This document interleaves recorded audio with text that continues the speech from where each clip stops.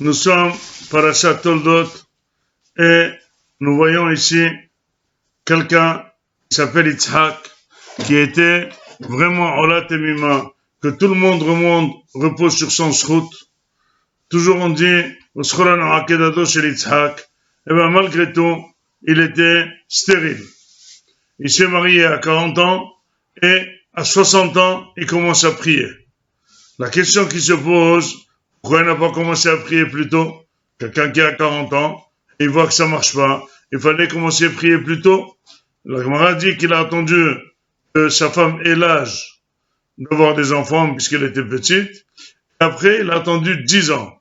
Une fois qu'il a vu que pendant 10 ans, il n'a pas eu d'enfants, alors là, il s'est mis à prier. La question qui se pose, pourquoi il n'a pas prié plus tôt? Pourquoi tu attends que ta femme elle est stérile pendant 10 ans? Aujourd'hui, on n'a plus de patience. Aujourd'hui, au bout d'un an, on va faire les analyses de sang, les autres analyses, etc., les analyses de l'homme, les analyses de la femme, vérifier toutes les choses, 1000 radios, les MRI, les MRI, on fait plein d'analyses pour voir si jamais il y a un problème. Les gens n'ont pas de patience. Comment ça se fait que Yitzhak a attendu 10 ans pour commencer à prier?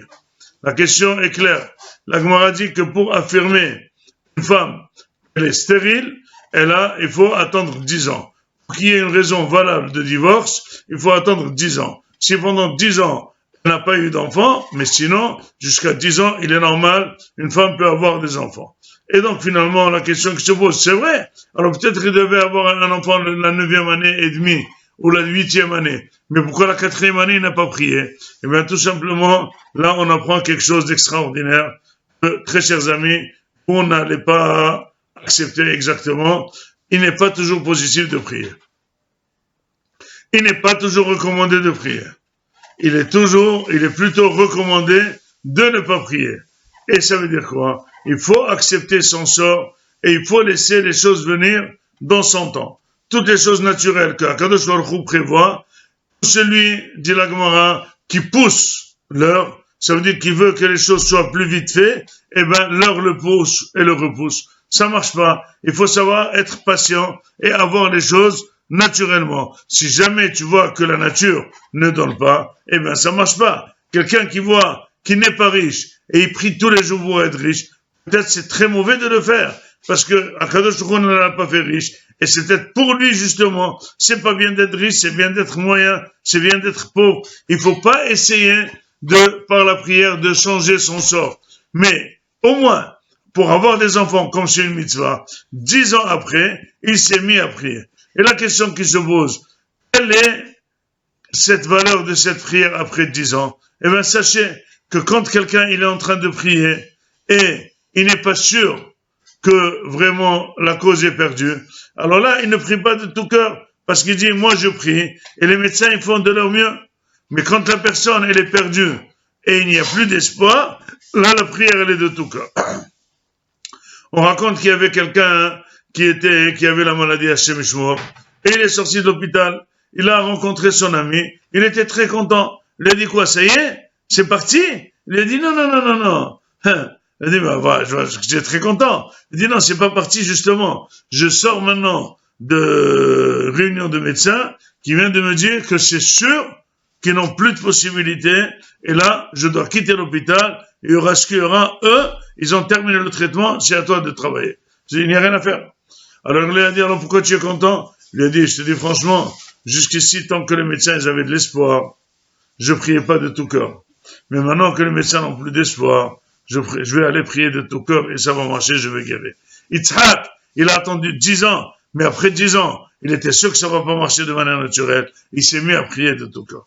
Et c'est pour ça que c'est marqué.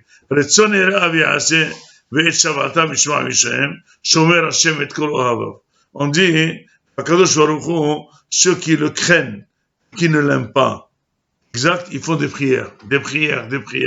Mais Akadosh Baruch Hu, il les répond. Mais finalement, souvent, quand il donne une réponse, c'est pas obligatoirement dans l'intérêt de la personne. Parce qu'une fois qu'il leur donne quelque chose, là, ils sont en train de prier des problèmes qu'elle a créé cette chose. Imaginez-vous, quelqu'un qui a acheté une voiture. Il a prié une voiture, et puis il a fait un accident de la route. Là, maintenant, il est malade, il est en train de prier. Il dit, Akadosh Baruch Hu, je t'ai fait ton ratson el aviase, ve'et shava'atam, ishma v'yoshehem, tu as commencé à pleurer. Pourquoi tu as demandé la voiture? Pourquoi tu as prié pour la voiture? Moi, je voulais pas te donner la voiture. Aval Omer, Shomer Hashem et kol ohavav, Omer mi she'ohev et Hashem, Hashem shomer oto. Il lui donne ce qui est bien, ce qui n'est pas bien. Pour lui, il ne lui donne pas. C'est pour ça qu'il n'est pas toujours très positif de prier. Justement, quand on vit un problème et on voit que c'est Kadosh Baruch Hu le problème, il faut le vivre que c'est Hashem qui a amené le problème, mais il faut aussi savoir supporter et laisser Kadosh Baruch Hu faire son exercice, et après la tzara, il y aura la Yeshua. C'est ça le moussard de cette paracha, Moraï Rabotai, qu'il faut toujours être près d'Akadosh Baruch Hu, Boter Hashem, savoir que tout vient de lui, mais il faut savoir aussi que les choses qui ne viennent pas aujourd'hui, il faut être patient, que ça va venir demain, et c'est ça le Bitachon Bashem. Le Bitachon Bashem, c'est pas recevoir de Hashem, c'est compter que Hashem amènera ça au bon moment. Nous le voyons toujours, parfois l'accouchement est arrivé au bon moment, la maison est arrivée au bon moment, et quand ça arrive, tu dis, waouh, c'était arrivé plus tôt. Waouh, c'était pas arrivé. Donc finalement, tout à son temps, et tout, comme dit Kohelet, 28 fois,